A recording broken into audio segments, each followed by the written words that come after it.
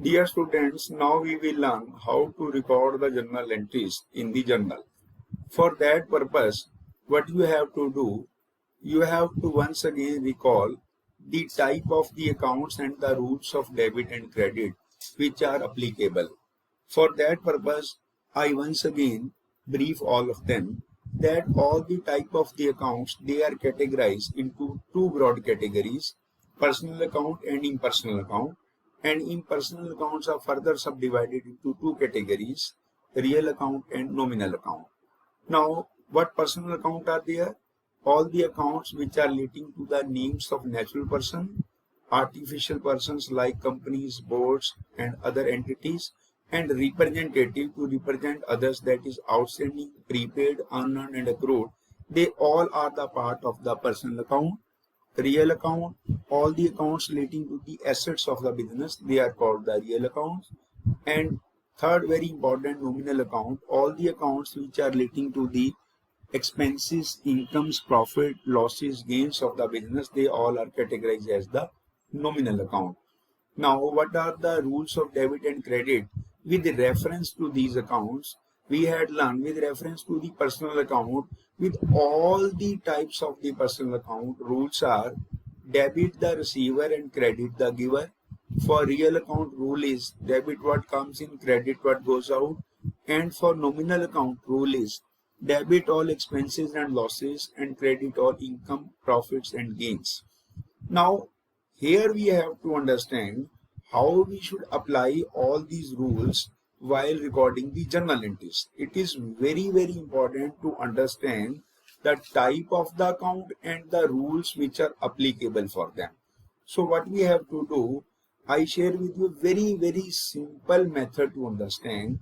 First of all, we have to understand what the transaction is. Then we have to recognize what are the accounts involved in this. Third step, we have to recognize what the nature of those accounts is. And in the fourth and last step, we have to judge the rule which is applicable with reference to that particular account. Now, how we will do it practically, just understand with the help of this example. First transaction here states, Manohar Lal and Sons started a business with cash of rupees 60,000. This is a business transaction. I repeat, Manohar Lal and Sons started a business with cash of rupees 60,000.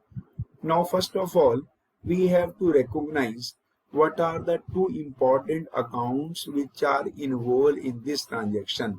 There may be more than two accounts in a particular transaction, but here you understand at the beginning of the topic that in this particular transaction, there are only two important accounts. Now, which two important account is there? We have to understand the transaction again. Manohar Lal and Sons started a business with cash of rupees 60,000. Now, what the two important accounts are there here? One is very clear that Manohar Lal and Sons started a business with cash. So, one account is called as the cash account. Which is the second account? Second account is very practically Manohar Lal and Sons, that is the proprietor or the owner of the business who had started the business with cash. Now here we had recognized these two important accounts. One is of Manohar Lal and Sons and other is of cash. As part of generalization, first step we had done that we had recognized the type of the accounts. They are here, the two account is there. Now what their type, that is their nature is there.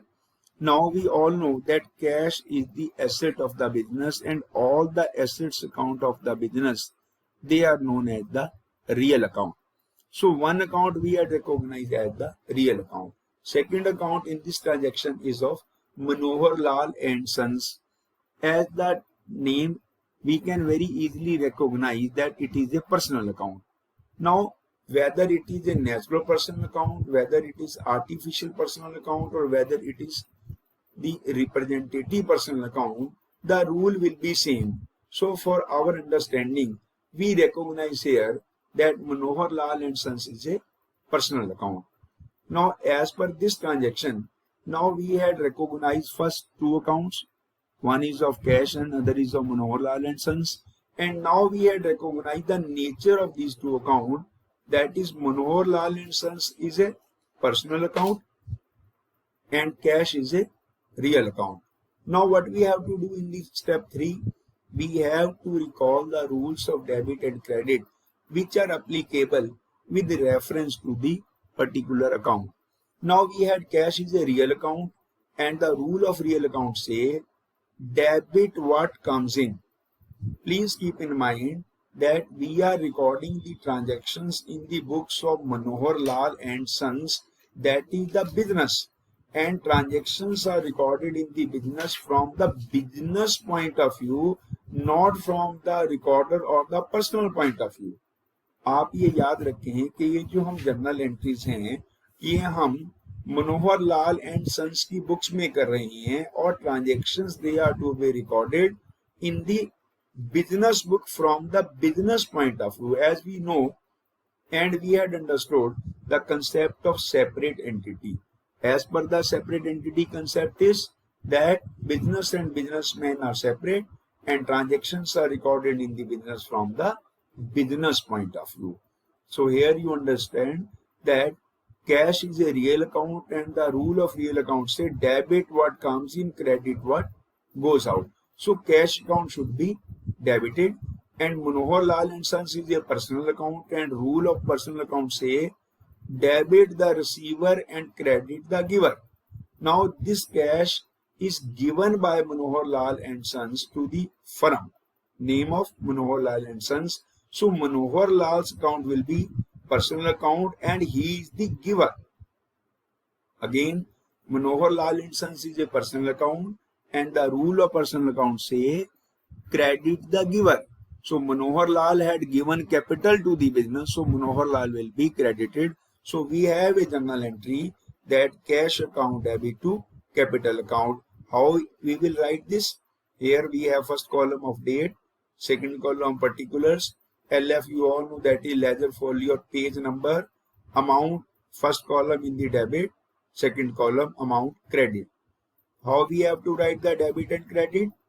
D capital R small, D capital R small full stop. For credit C capital R small full stop. Date column as per the date which is given of the transaction. Now cash account debit we had written this way, cash account debit to capital account, or we may write here to Manohar's capital account. Account to be written how? A should be capital / C should be small. Please do not write C capital. Please do not write C capital, that becomes AC. So A capital, C small and / in between. Cash account debit to capital account. Now in between here you noted down that within bracket we had written the narration. We had studied the narrative.